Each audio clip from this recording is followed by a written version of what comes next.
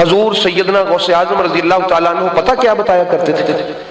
یہ یاد رکھنے والی بات ہے۔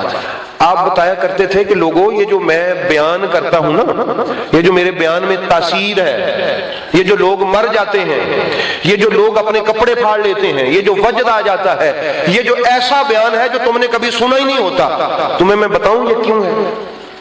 عرض کی بتائیے، فرمایا سب سے پہلے تو میرے محبوب میرے پاس آئے، رسول معظم 7 مرتبہ انہوں نے اپنا لعاب میرے منہ میں ڈالا، اور پھر مولا مشکل کشا مرتضیٰ جو میرے باپا ہے وہ آئے، 6 مرتبہ انہوں نے اپنا لعاب میرے منہ میں ڈالا اور کہا بیٹا عبد القادر چل کر تقریر۔ یہ جتنا بھی فیض ہے یہ فیضان مصطفیٰ ہے، فیضان مرتضیٰ۔ حضور غوث اعظم بتایا کرتے تھے کہ لوگوں جب تم یہ سنو اور تم اس کا اثر محسوس کرو تو پھر سوچا کرو یہ سارا فیض مصطفیٰ و مرتضیٰ کا، یہ سارا فیض مصطفیٰ و مرتضیٰ کا ہے۔ اس لیے احباب گرامی میرے غوث اعظم سرکار کائنات والوں کو بتا گئے کہ لوگوں یہ جتنا بھی میں فیض تقسیم کر رہا ہوں یہ فیض مصطفیٰ کا ہے یا پھر فیض مرتضیٰ کا۔ یہ بتایا انہوں نے غوث پاک سرکار نے، کیوں نہ بتاتے؟ بیٹے جو تھے مصطفیٰ و مرتضیٰ، حق ادا کیا انہوں نے، اور اسی لیے انہوں نے کہا تھا۔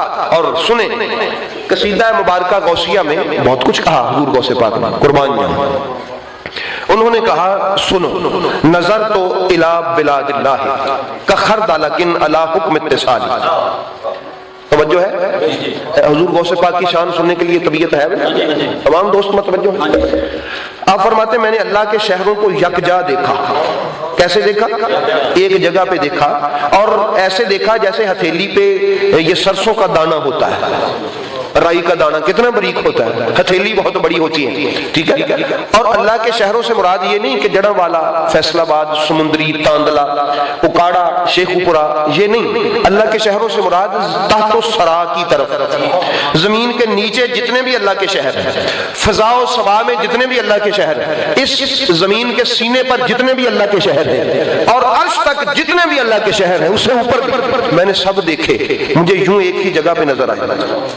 آپ فرماتے ہیں یہ اللہ نے مجھ پر کرم فرمایا ہے، یہ اللہ نے مجھ پر کیا فرمایا؟ کرم فرمایا ہے۔ اچھا دیکھیں یہ ناممکن نہیں ہے۔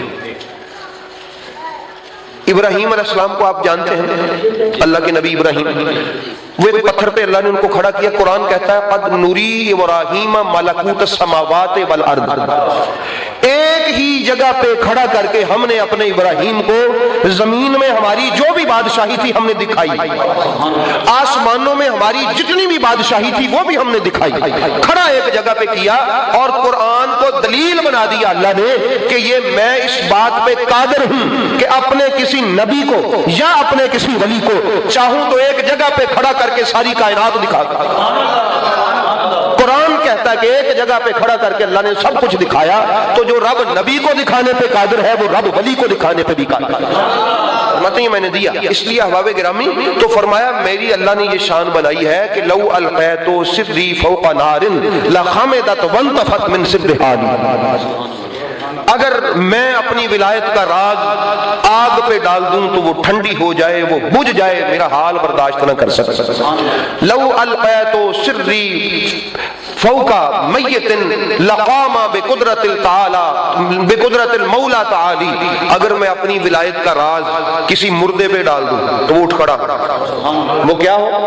وہ اٹھ کھڑا ہو۔ مردے سے مراد وہ مردہ بھی ہو سکتا ہے، اور مردے سے مراد یہ مردہ بھی ہو سکتا ہے۔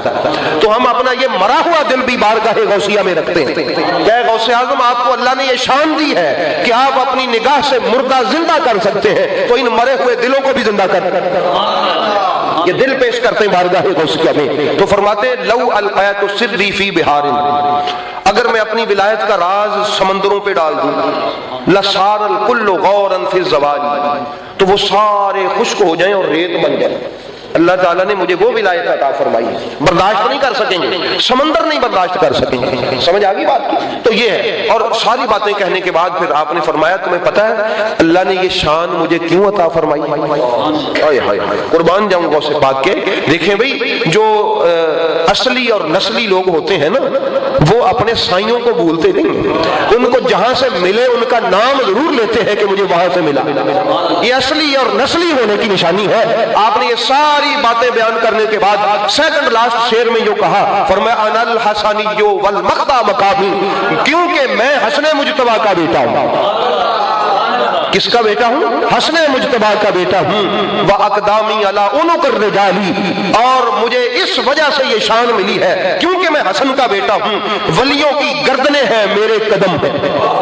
اور اس کا یہ بھی مفہوم بیان کیا ہے اس کی شرح کرنے والوں نے کہ تمام ولیوں کی ولایت کی جہاں انتہا ہوتی ہے میری وہاں سے ابتدا ہوتی۔